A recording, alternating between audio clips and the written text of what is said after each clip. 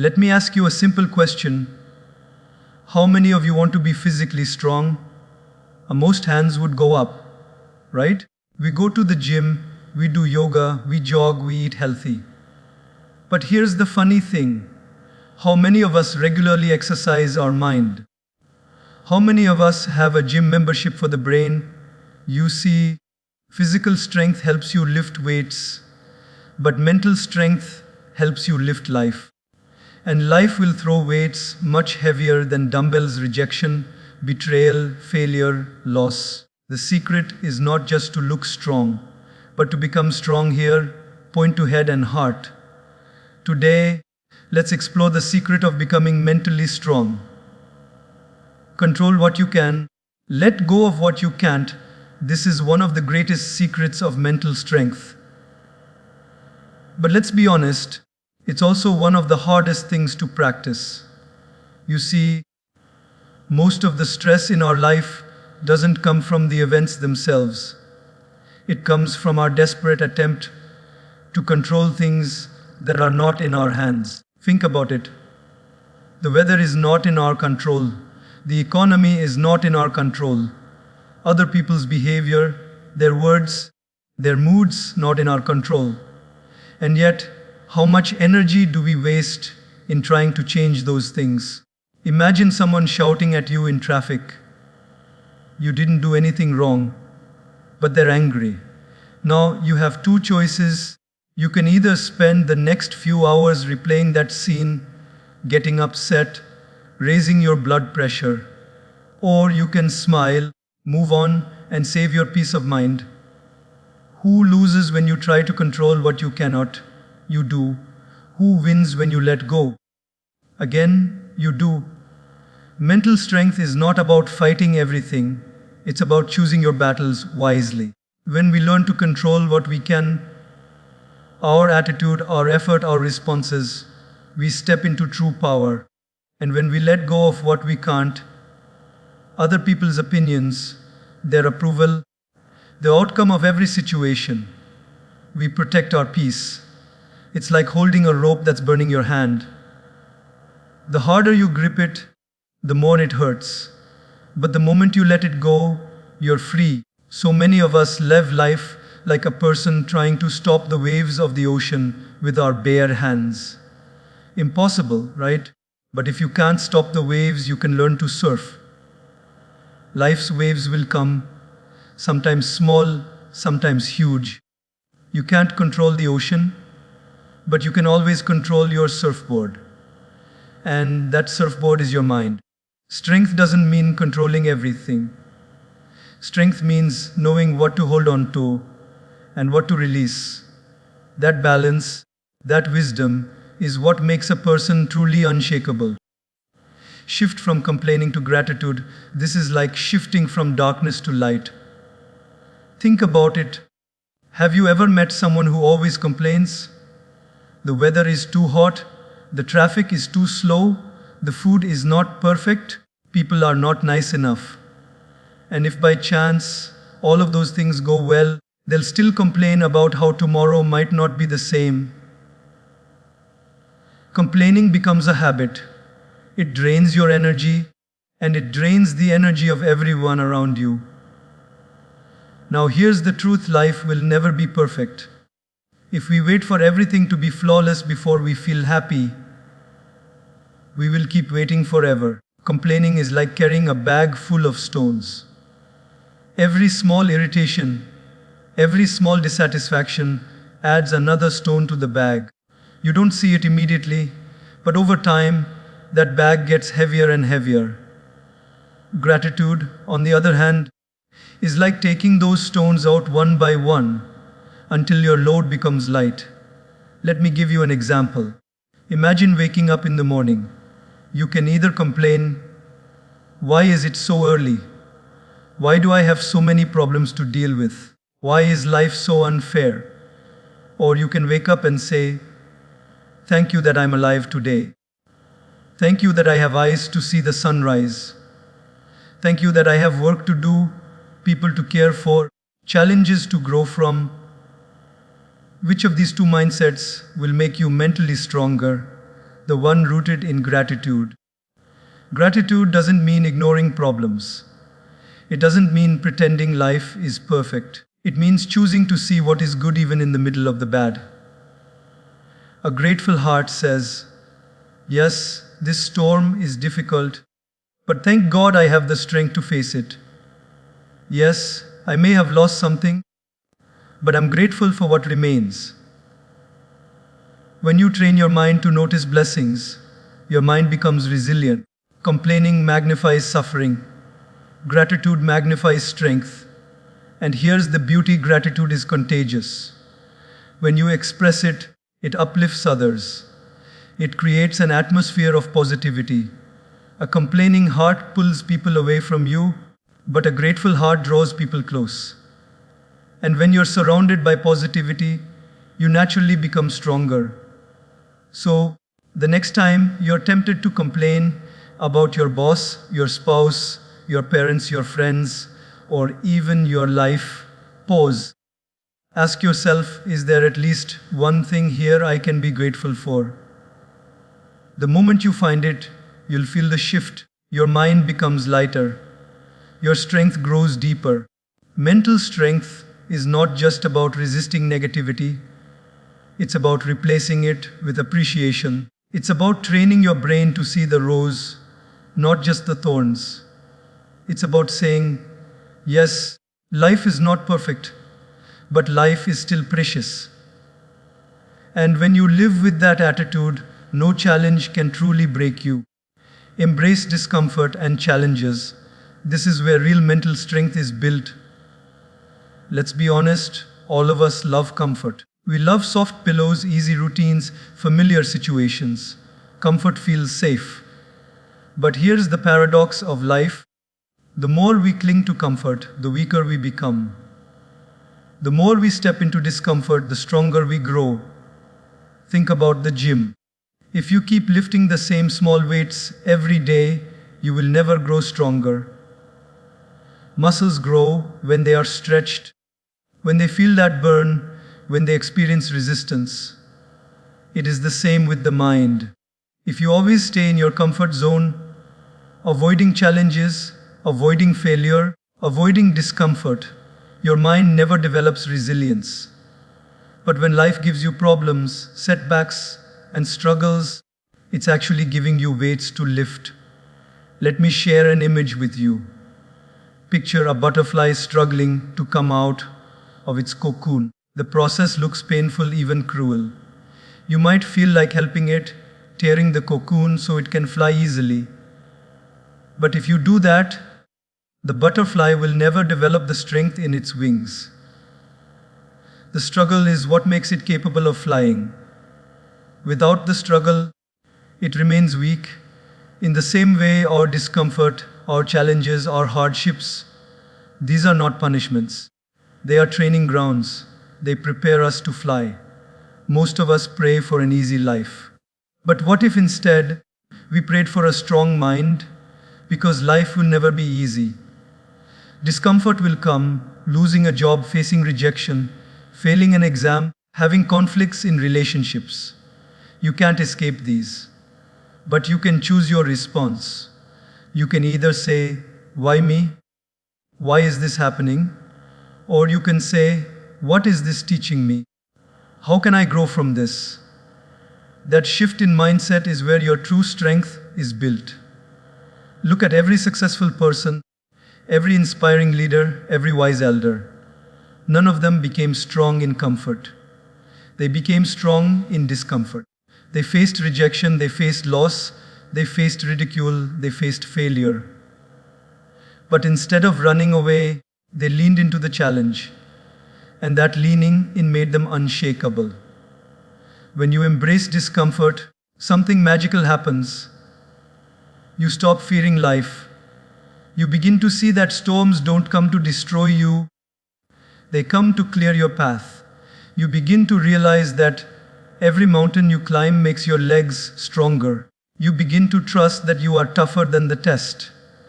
So, the next time you face discomfort, maybe it's a difficult conversation, a tough exam, a failed plan, don't run away. Breathe, Face it, learn from it, thank it. Because that challenge is not breaking you, it's shaping you. That discomfort is not a curse, it's a gift in disguise. Remember, comfort creates weakness. Discomfort creates warriors. If you want to be mentally strong, don't pray for fewer problems. Pray for greater courage. Don't avoid the storm. Learn to dance in the rain. And when you embrace life's discomforts with that spirit, no obstacle can stop your growth. Detach from people's opinions.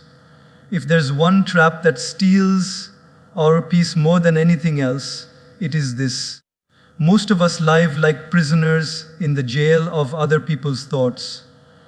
We dress a certain way, not because we like it, but because what will people say?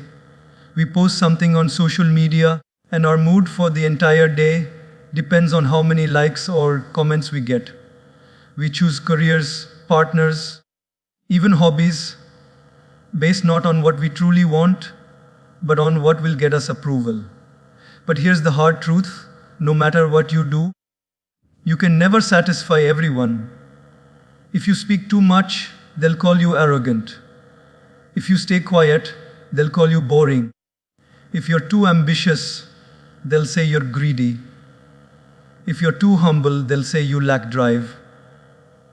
People will talk and talk and talk. If you spend your life trying to silence every opinion, you will exhaust yourself before you even begin to live. Let me tell you a small story. A man and his son were walking with their donkey to the market. First, the man rode the donkey while the boy walked. People said, "Look at that cruel father making the poor boy walk." So the man got down and the boy rode the donkey. Then people said, "Look at that spoiled child making his father walk." So both of them rode the donkey. Now people said, "How cruel!" Both of them are overloading the poor animal. Finally, they both walked alongside the donkey. And people said, "How foolish! They have a donkey and no one is riding it." Do you see the point? No matter what they did, someone had an opinion. If you keep living by people's opinions, you will end up carrying the donkey on your shoulders. That is the weight many of us carry today, the burden of unnecessary approval. And it is heavy. Mental strength is learning to detach from this weight. It doesn't mean becoming rude or arrogant. It means respecting people's opinions, but not being ruled by them. It means listening, but not letting it dictate your peace. When you know who you are and what you stand for, people's words become like passing wind. You feel it, but it doesn't shake your roots. Ask yourself, who are you living for? The answer should not be for them. Live for your values, for your growth, for your purpose. People's opinions change like the weather. One day they praise you, the next day they criticize you. If your self-worth rises and falls with their words, you will always remain unstable. But if your self-worth comes from within, your integrity, your character, your truth, then no opinion can control you. Remember this, people will talk, whether you succeed or fail, whether you rise or fall. So you might as well live authentically. You might as well follow your path with courage.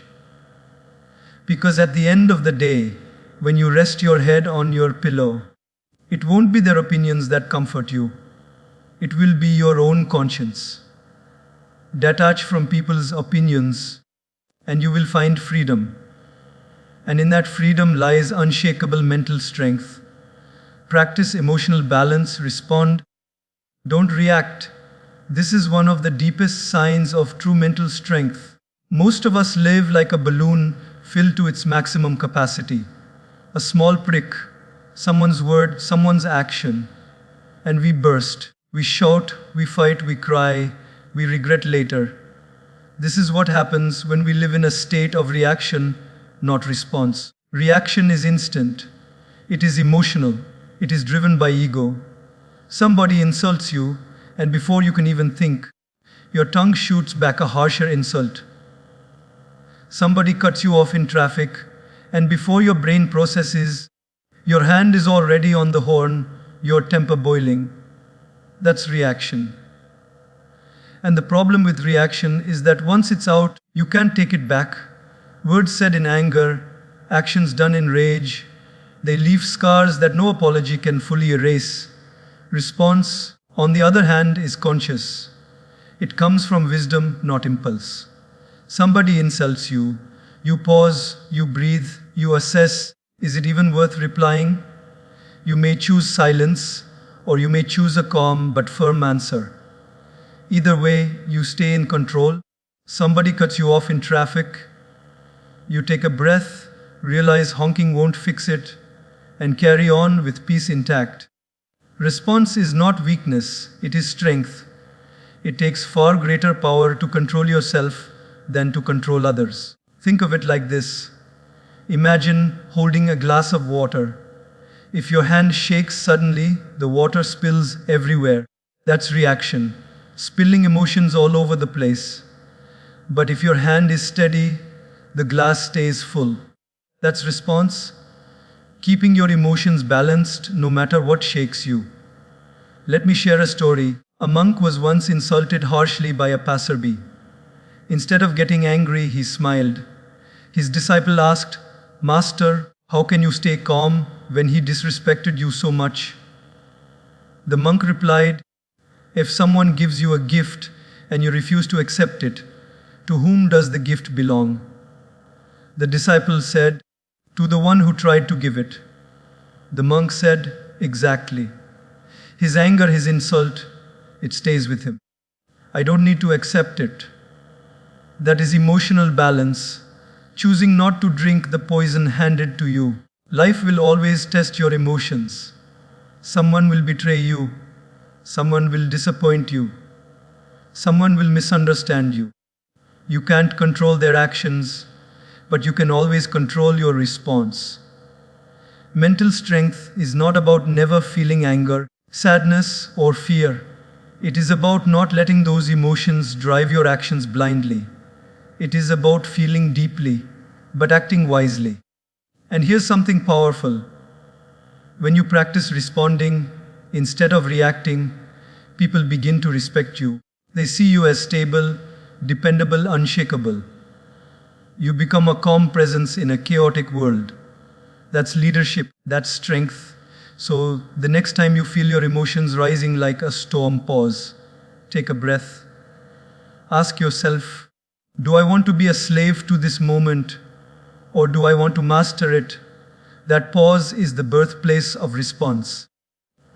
And every time you choose response over reaction, you build another brick in the wall of your mental strength. True strength is not in lifting heavy weights. True strength is in lifting heavy emotions without letting them crush you. And when you master this, you become unstoppable. Develop self-discipline. This is the backbone of mental strength. Without discipline, the mind becomes like a wild horse. Powerful, yes, but out of control. With discipline, that same horse becomes a force that can carry you anywhere you want to go. The difference between ordinary people and extraordinary people is not talent, not intelligence, not even luck. It is discipline. Think about it. Everyone knows what is good for them. We all know eating junk food daily is harmful. We all know scrolling endlessly on the phone steals our time. We all know waking up late makes us sluggish.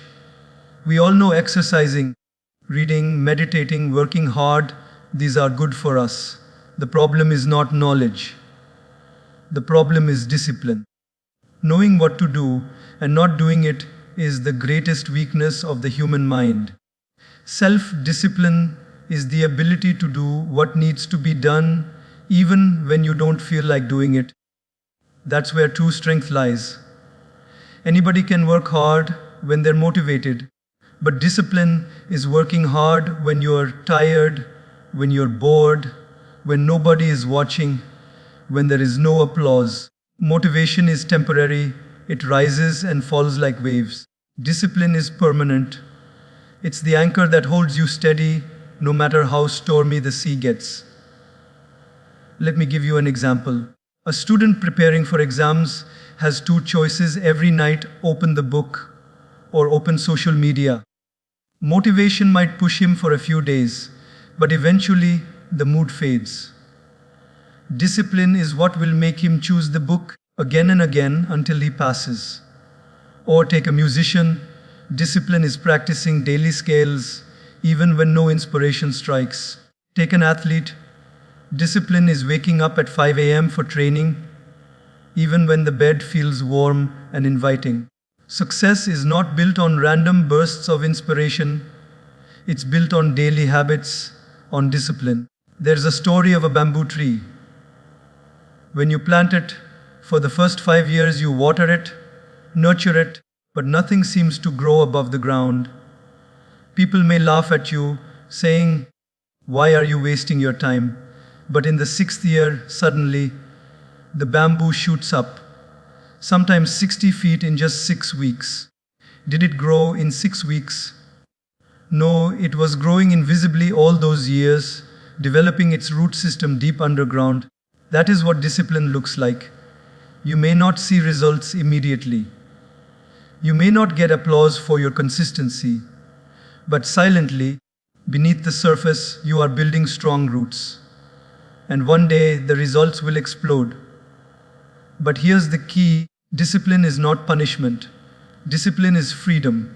A person without discipline is a slave to their impulses: hungry, eat; lazy, sleep; angry, shout; distracted, scroll. But a person with discipline is free. They choose their actions. They control their impulses. They live by design, not by default. That freedom gives peace, confidence, and power. So, how do you build discipline? Start small. Don't promise yourself you'll run a marathon tomorrow. Start with 10 minutes of walking every day. Don't promise you'll meditate for an hour. Start with 5 minutes. Don't say you'll read a book in a day. Read 5 pages. Consistency is more important than intensity. Small daily acts of discipline, repeated over time, create massive transformation. And here's the beauty: discipline in one area of life spills into others. If you discipline your body, your mind becomes sharper. If you discipline your time, your relationships improve. If you discipline your emotions, your decisions get wiser. Discipline is like a muscle. The more you use it, the stronger it becomes. Remember, talent may open the first door, but discipline is what keeps you inside the room. Motivation may spark the fire, but discipline is what keeps it burning through the night. Without discipline, you will always be at the mercy of moods. With discipline, you will rise above moods and create a life of strength, stability, and success. True mental strength is not in doing what feels good. It's in doing what is good, again and again, until it becomes part of who you are. Turn setbacks into lessons. This is one of the greatest secrets of mental strength. Because let's be honest, life will never move in a straight line. We all dream of smooth success, a clear path, a climb without falls. But reality is full of stumbles, rejections, failures, disappointments. And here's the truth: nobody in history ever became great without facing setbacks. The difference is simple. Weak minds see setbacks as the end. Strong minds see setbacks as the beginning of something new. Imagine a child learning how to walk. What happens? He takes a step, falls, cries, then tries again. He falls 10 times, maybe 20 times. But not once does he say, "Maybe walking isn't for me." He just keeps trying until one day he walks. And once he does, nobody remembers how many times he fell. We cheer for the success, forgetting the failures that built it. If a child can accept falling as part of learning, why do we, as adults, think failure is final? There's a story about Thomas Edison. When asked about the thousands of times he failed before inventing the light bulb? He replied, I didn't fail. I just found 10,000 ways that won't work. That's the mindset of mental strength. He didn't see setbacks as dead ends. He saw them as lessons, as experiments, as stepping stones. And because of that attitude, he gave light to the entire world. The truth is, every setback carries a lesson wrapped inside it. Fail an exam. The lesson is not, I am dumb. The lesson might be, I need a better method of studying. Lose a job. The lesson is not, I'm worthless. The lesson might be, I need to grow, to adapt, to explore new opportunities, face heartbreak. The lesson is not, love doesn't exist.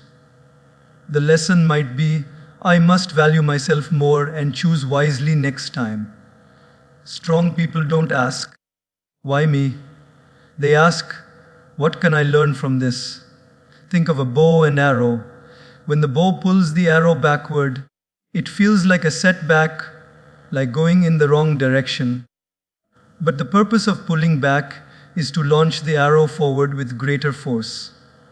In the same way, life's setbacks may feel like you're moving backward, but they are preparing you for a stronger, faster leap forward. The problem is, most people stop at the pain of the setback. They get stuck in self-pity, in anger, in regret. But mental strength means moving from pain to purpose. It means saying, yes, this hurt me. Yes, this delayed me, but it didn't destroy me. It taught me something that success could never teach me. And here's a secret: setbacks build humility. Success can make us proud, but failure grounds us. It reminds us that we are human, that we need to grow, that we still have more to learn. And humility is the soil where true wisdom grows. So, the next time life knocks you down, don't stay on the ground. Ask yourself, what is this trying to teach me? How can I use this experience to grow stronger? Then rise with that lesson in your heart. Because one day, when you look back, you will realize your biggest setbacks were actually your biggest teachers. Remember, failure is not the opposite of success. Failure is part of success. Each fall is a step on the staircase to greatness. Weak people see a wall and stop. Strong people see a wall and learn how to climb it. Mental strength is not in avoiding setbacks. It is in transforming them into stepping stones. And once you master that art, nothing in life can truly defeat you. Surround yourself with positivity. This is like choosing the air you breathe for your mind. Just as your lungs need clean oxygen, your mind needs clean thoughts, clean words, and clean environments. You may not realize it, but the people you spend time with are shaping you every single day. Their words, their attitudes, their energy, it all seeps into you silently like air. If you surround yourself with negativity, criticism, gossip, and constant complaining, your mind will slowly become heavy and dark. But if you surround yourself with encouragement, kindness, and inspiration, your mind will naturally grow lighter and stronger. There's a simple saying, show me your friends, and I'll show you your future. Why? Because who you walk with determines where you end up. If you walk with people who always doubt, always fear, always drag you down, you will start carrying their weight. But if you walk with people who dream big, who see opportunities in problems, who lift you up when you fall, you will rise higher than you imagined. Let me give you an example. Imagine a garden. If you plant roses, but around them you allow weeds to grow wild, very soon the weeds will choke the roses. But if you carefully plant flowers and water them, the whole garden flourishes. Your mind is that garden. The people you allow close to you are the plants. Some will help you grow, some will choke your growth. Choose wisely. Think about it. When you are around someone who constantly criticizes, complains, and talks negatively about others, how do you feel after the conversation? Drained, right? It's as if they transferred their heaviness onto you. Now think about being with someone who encourages you, who makes you laugh, who reminds you of your potential. You walk away energized, motivated, lighter. That's the power of the company you keep.